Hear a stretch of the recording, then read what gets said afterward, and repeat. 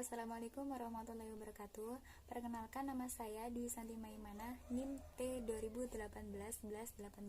Dan di sini saya akan menjelaskan mengenai teori pengalaman puncak kebutuhan manusia Abraham Maslow, yang mana teori ini mengemukakan berbagai kebutuhan dasar manusia yang wajib dipenuhi terlebih dahulu dan kemudian dilanjutkan dengan kebutuhan selanjutnya. Nah, teori yang dibuat oleh Abraham Maslow ini itu biasa dikenal dengan teori hierarki kebutuhan manusia.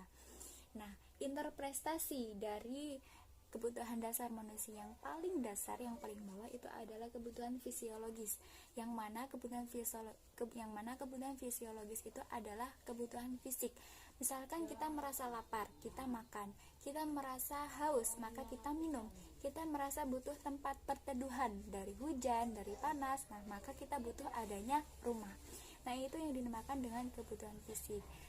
Selanjutnya, setelah kebutuhan fisik itu telah terpenuhi, maka muncullah kebutuhan rasa aman, yang mana seperti yang saya jelaskan tadi, yang saya sebutkan, kita merasa lapar, maka kita perlu makan. Kita merasa haus, maka kita perlu minum.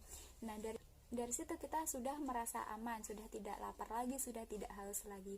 Contoh sederhana seperti sekarang ini adanya wabah virus corona, yang mana virus corona itu bisa menyebar ke keseluruhan. Maka agar kita tidak tertular dari virus corona itu, maka kita mengantisipasi, kita perlu mengisolasi diri untuk di rumah, tidak tertular dari virus corona. Maka dari situ kita merasa aman dari virus corona. Nah, itu yang dinamakan dengan kebutuhan aman. Selanjutnya, setelah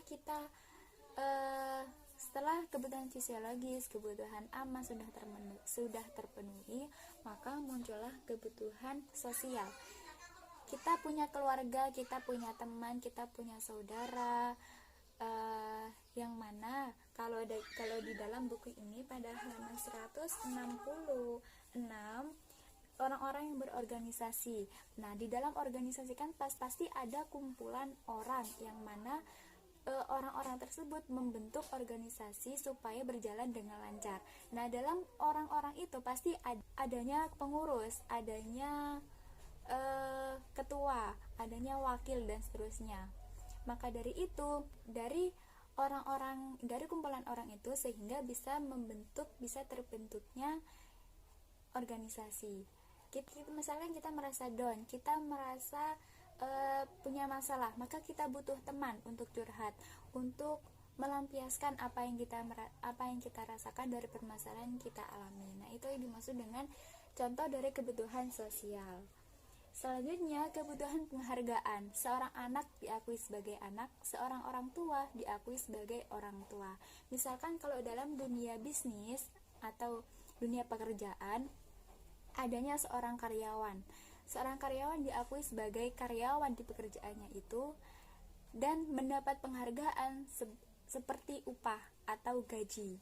Nah, itu yang dimaksud dengan penghargaan. Tetapi kalau misalkan ada karyawan yang hanya bekerja saja, mendapatkan gaji saja tanpa diakui bahwa karyawan itu adalah yang bekerja di pekerjaannya itu, maka gimana rasanya? Pasti tidak enak. Nah, selanjutnya, setelah kebutuhan fisik, kebutuhan aman, kebutuhan sosial, dan kebutuhan penghargaan itu telah terpenuhi, maka muncullah kebutuhan aktualisasi diri. Nah, aktualisasi diri itu adalah harga diri kita. Kalau di dalam buku karya Krebs itu pada halaman 167 itu Maslow menceritakan dari pengalaman Plato, sehingga Maslow itu termotivasi dari pengalaman Plato untuk mencapai hasil prestasinya. Nah, aktualisasi diri atau harga diri itu adalah kalau bahasa sederhananya itu adalah prestasi yang didapat, yang sehingga Maslow itu termotivasi dari pengalaman Plato itu sendiri.